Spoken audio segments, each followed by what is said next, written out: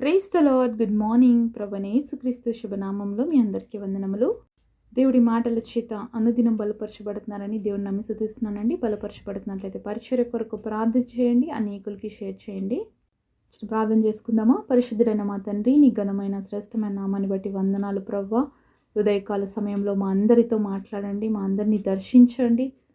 ప్రతి ఒక్కరిని చూస్తున్న దేవుడుగా, ప్రతి ఒక్క అంతరంగం నెరిగిన దేవాది దేవుడుగానే ఉన్నావయ్యా. మా అందరితో మాట్లాడి మమ్మల్ని స్పర్శించి బలపరచమని యేసు నామములో ప్రార్థిస్తున్నాము తండ్రి, ఆమేన్.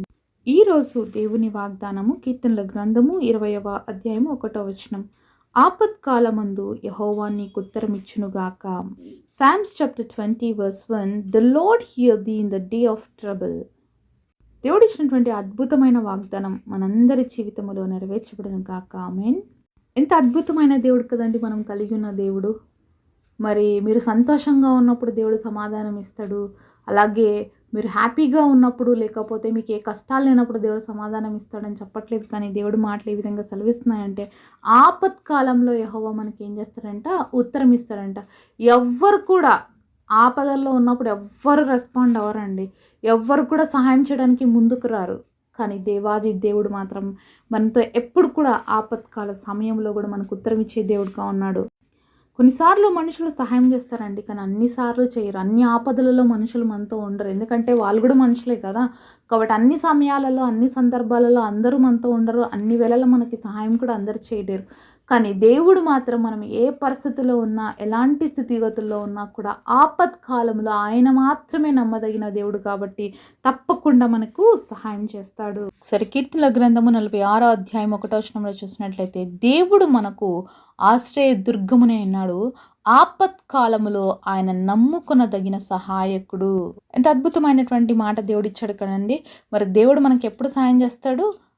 ఏ సమయంలో అయినా సహాయం చేస్తాడు, ఎందుకంటే ఆయన నమ్మదగిన దేవుడు. కాబట్టి ఆపత్కాలంలో ఉన్నప్పుడు ఆయన మాత్రమే మనకి సహాయం చేస్తాడన్న విషయాన్ని మనకు మరొకసారి గుర్తు చేస్తున్నాడు. కాబట్టి ఈరోజు నువ్వు ఏ పరిస్థితులు గుండా వెళ్తున్నావు, ఏ ఆపదలు ఉన్నాయి నీ జీవితంలో, ఏ ఇబ్బందులు ఉన్నాయి, ఎవరికి చెప్పుకోలేని పరిస్థితులు ఎన్నో ఉంటాయండి ప్రతి ఒక్క మానవుని జీవితంలో.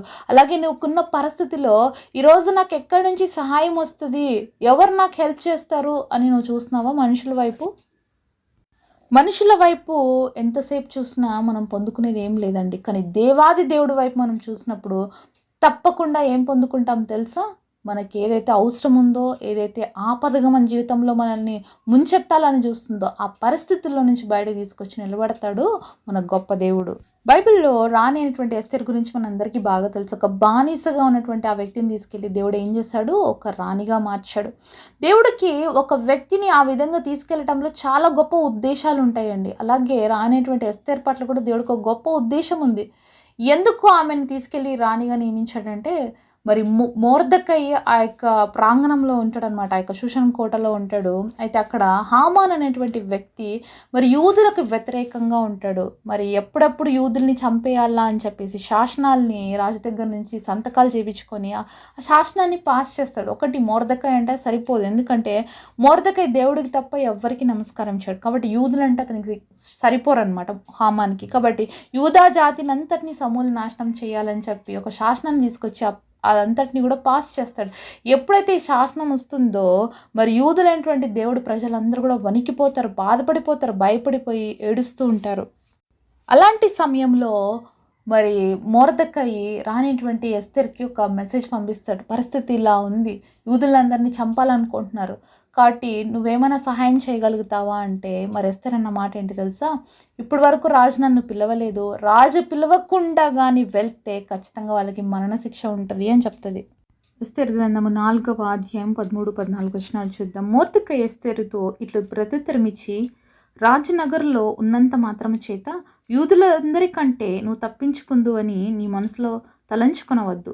నీవి సమయమందు ఏమీ మాట్లాడక మౌనంగా నున్నడలా యూదులకు సహాయమును విడుదలయు మరి యొక్క దిక్కు నుండి వచ్చును, కానీ నీవును నీ తండ్రి ఇంటి వారును నశించుదురు. నీవు ఈ సమయమును బట్టి రాజ్యమునకు వచ్చితివేమో ఆలోచించుకొనమని చెప్పమనెను. మరి ఎప్పుడైతే ఎస్తేర్ ఈ మెసేజ్ పంపించిందో మొర్దెకైకి, రాజు ఇంకా నన్ను పిలవలేదు కాబట్టి నేను వెళ్ళలేను అన్నట్లు చెప్తే, మొర్దెకై వెంటనే ఒక మాట అంటున్నాడు, మరి నువ్వు సహాయం చేయకపోవచ్చు కానీ తప్పకుండా దేవుడి ప్రజలకి సహాయం అయితే వస్తుంది. కానీ నువ్వు నీ ఇంటి వారు నశించిపోతారు. నువ్వు ఈ సమయంని బట్టి నువ్వు రాజ్యంలోకి వెళ్ళావేమో ఒకసారి ఆలోచించు అన్న తర్వాత ఇదే అధ్యాయంలో 16వ వచనంలో చూస్తే, నీవు పోయి షూషన్ నందు కనబడిన యూదులందరినీ సమాజ మందిరమునకు సమకూర్చి నా నిమిత్తం ఉపవాసం ఉండి 3 దినములు అన్నాపానములు చేయకుండుడి. నేనును నా పనికత్తులతో కూడా ఉపవాసం ఉందుము. ప్రవేశించుట న్యాయ వ్యతిరిక్తముగానున్నను. నేను రాజునద్దకు ప్రవేశించెదను. నేను నశించెదను. మరి దేవాది దేవుడు యొక్క సంకల్పం చూడండి. మరి ఎప్పుడైతే మొర్దెకై ఎస్తేరుతో మాట్లాడాడో ఆమె హృదయంలో దేవుడు కార్యం చేశాడు. ఆమె అంటున్న మాటలు ఏంటంటే, మీరందరూ వెళ్ళి సమాజ మందిరంలో యూదులందరూ కలిసి నా కోసం ఉపవాసం ఉండి ప్రార్థన చేయండి. మీరే కాదు, నేను నా చెలికత్తలు కూడా ఉపవాసం ఉండి ప్రార్థన చేస్తాము. మరి ఒకవేళ నేను నశించిపోయినా పర్లేదు, కానీ తప్పకుండా నేను ఈ కార్యం చేస్తానని చెప్పి దేవుడి సన్నిధిలో ఆమె తీర్మానం చేసుకుందండి. ఎంత అద్భుతమైన మాట కదా.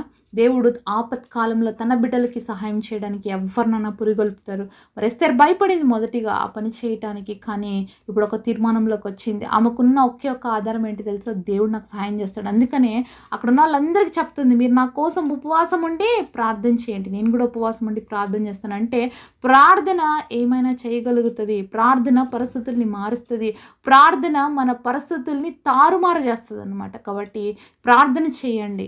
రాజుకి వ్యతిరేకంగా ఉన్న, శాసనాలకి వ్యతిరేకంగా ఉన్నప్పటికీ కూడా నేను వెళ్తాను, మరి నేను నశించిపోయినా పర్లేదు, కానీ నా ప్రజలకి క్షేమం కలగాలన్న ఆలోచన దేవుడు పుట్టించినప్పుడు ఎంతో గొప్ప అద్భుతాన్ని మరి వాళ్ళు చూడగలిగారండి ఆ రోజు. కాబట్టి రాణి ఆ స్థానంలో ఉన్నప్పటికీ కూడా భయపడుతుంది. కారణం ఏంటంటే తనకి మరణదండన ఎక్కడ పడుతుందో అని. మరి దేవుడైతే ఊరుకుంటాడు ఆ సమయంలో? ఊరుకుంటాడు. కానీ ఏ వ్యక్తి అయితే పిరికిగా ఉన్నానో, నేను పోలేని రాజు దగ్గర కనింది, ఇప్పుడు ఆ వ్యక్తిలోకి ఒక ధైర్యాన్ని పుట్టించాడు. నువ్వు ఈ కారణాన్ని బట్టే నువ్వు ఈ యొక్క అంతఃపురంలోకి తేబడినావేమో ఆలోచించినప్పుడు నిజమే కదా. మరి ఏ యోగ్యత లేదు, ఒక దాసిగా ఉన్నటువంటి మరి ఎస్తేర్ని దేవుడు అంత గొప్ప దేశానికి రాణిగా మార్చాడు అంటే ఊరికనైతే అవ్వరు కదా. అలాగే ఈరోజు మన జీవితంలో ఊరికనైతే ఆపద రాదు, ఊరికనైతే కష్టం రాదు, ఊరికనైతే ఇబ్బంది రాదు. ఒక ఉన్నత స్థితిలోకి తీసుకుపోవడానికి కొన్నిసార్లు మన జీవితాల్లో పరిస్థితులు వస్తాయి. మరి ఎస్తేర్ జీవితంలో కూడా ఒక పరీక్షలాగా నిలబడింది. ఈ పరీక్షలో తను మరి దేవుడి పైన ఆధారపడింది, ప్రార్థన పైన ఆధారపడింది. కాబట్టి పరిస్థితులు మన జీవితాల్లో వచ్చినప్పుడు మనుషుల వైపు చూడక మనం ఎవరి వైపు చూడాలి? దేవుడి వైపు చూడాలి. ఇక్కడ ఎస్తేర్ కావచ్చు, మొర్దెకై కావచ్చు, ఎవరి వైపు చూస్తున్నారు? దేవుడి వైపు చూస్తున్నారు. ఎందుకంటే మొర్దెకై ఒకే మాట అన్నాడు, నువ్వు సహాయం చేయకపోతే పర్లేదు, మాకు సహాయం ఎక్కడి నుంచైనా వస్తుంది, దేవుడు ఎక్కడి నుంచైనా మాకు చేయగలడు, కానీ నువ్వే నశించిపోతావు అని చెప్పాడు. అప్పుడు వెంటనే ఆమె అలర్ట్ అయింది. దేవుడి సన్నిధిలో తను ప్రార్థించడానికి సిద్ధపడింది. అంతేకాకుండా ధైర్యం తెచ్చుకుంది. అలాగే చేసింది. దేవుడు అద్భుతాన్ని జరిగించాడు వాళ్ళ జీవితంలో. మరి రానటువంటి ఎస్తేర్ మరి రాజు దగ్గరికి వెళ్ళినప్పుడు ఆమె పట్ల రాజుకి దేవుడు దయ పుట్టించాను అని చూస్తున్నాం. ఎంత గొప్ప దేవుడు కదా. మరి రాజదండం ఆమె వైపు చూపిస్తాడు అహష్వేరోషు. కాబట్టి ఎవరైనా మనుషులకి దయ కలిగించాలన్నా అది దేవుడి వల్ల మాత్రమే సాధ్యమవుతుంది. అలాగే ఎవరైనా మనకు సహాయం చేయాలన్నా కూడా అది దేవుడు ఇస్తేనే వస్తుంది. కాబట్టి ఇజ్రాయెల్ యొక్క జీవితంలో అనేకమైన గొప్ప కార్యాలు చేశాడు. ఇక్కడ యూదులందరూ సంహరించబడవలసిన దినంలోనే యూదులు ఎవరైతే వాళ్ళకి శత్రువులుగా ఉన్నారో వాళ్ళు చంపే విధంగా చేశాడు దేవుడు. ఆ రోజు పూర్వీముగా ఒక పెద్ద పండగ జరిగిందనమాట. కాబట్టి పరిస్థితుల్ని తారుమారు చేసేదే దేవుడి కార్యాలండి. దేవుడు నువ్వు చూస్తున్న పరిస్థితి ఇలానే ఉండదు, ఊహించలేని రీతిగా మలుపు తిప్పబడుతుంది. నువ్వు అనుకోవచ్చేమో అబ్బా ఇంత కష్టం, మరి రాజు చెప్పేశాడు లాస్ట్కి ఈ శాసనాలు రాజు కూడా మార్చలేడు, ఇలాంటి శాసనాలు నేను ఏం చేయలేను, మీరు ఏం చేస్తారో చేయండి అన్నప్పుడు ఎంతో ప్రయాసతో మరి దేవుడి సన్నిధిలో వాళ్ళు చేసిన ప్రార్థన దేవుడు వ్యర్థపరచలేదు. ఆ యొక్క శాసనాన్ని రద్దు చేసే విధంగా దేవుడే వాళ్ళ జ్ఞానం ఇచ్చి ఆ పరిస్థితులు కూడా నడిపించి మొర్దెకై ఎస్తేర్ కూడా సరైన నిర్ణయాలతో ముందుకు సాగడానికి, వాళ్ళ ప్రజల్ని రక్షించుకోవడానికి దేవుడు వారికి జ్ఞానం ఇచ్చాడు. ఈరోజు నీ జీవితంలో కూడా ఏదైనా పరిస్థితి పీక్ స్టేజ్కి వెళ్ళుందా, లేకపోతే ఇది ఇంకా అంతే, ఇంకా ఇది ముగింపు అని అనుకునేటువంటి పరిస్థితులు ఏమైనా ఉన్నట్లయితే కూడా దేవాది దేవుడు ఆ ఆపదని సైతం అద్భుతానిగా మార్చడానికి శక్తివంతుడు. కాబట్టి ఆలస్యాన్ని ఏ విధంగా దేవుడు అద్భుతంగా చేస్తాడో ఆపదని కూడా అద్భుతంగా మార్చడానికి దేవుడు మాత్రమే శక్తివంతుడు. కాబట్టి ఆయన పైన ఆధారపడదాము. ఏ ఆపదలో ఉన్నా కూడా ఉత్తరం ఇస్తానని దేవుడు ప్రామిస్ చేశాడు కదా. కాబట్టి ఈరోజు దేవుడి సన్నిధిలో ప్రామిస్ని ఎత్తిపట్టి ప్రార్థన చేస్తాం. ఏ పరిస్థితిలో ఉన్నావు ప్రభువా, నువ్వు ఉత్తరం ఇస్తానన్నావు, నువ్వు సహాయం చేస్తానన్నావు, మాకు సహాయం చేయని దేవుడి సన్నిధిలో మొరపెడదామా? మరి అట్టి కృప దేవుడు మనందరికీ దయచేయును గాక. పరిశుద్ధులైన మా తండ్రి, మీ ఘనమైన శ్రేష్టమైన నామాన్ని బట్టి వందనాలు ప్రభువా. మాకిచ్చిన ఈ అద్భుతమైన వాగ్దానం మా అందరి పట్ల నెరవేర్చండి. ఎవరు ఏ ఆపదల గుండా వెళ్తున్నారో, ఎవరు ఏ ఇబ్బందుల గుండా వెళ్తున్నారో, ప్రభా మా జీవితంలో ఇంక ఇది అవ్వదు అంతే అనేసి మరి డిసైడ్ అయిపోయిన పరిస్థితులు ఎవరైతే ఉన్నారో, ఆ ఆపదను ప్రభా అద్భుతంగా మార్చే దేవుడవని నమ్మి స్తుతిస్తున్నాను. మీ గొప్ప కార్యాలు ప్రతి ఒక్కరి జీవితంలో జరిగించండి. నేను మహిమపరిచే కృపనివ్వమని యేసు నామములో ప్రార్థిస్తున్నాము తండ్రి. ఆమేన్.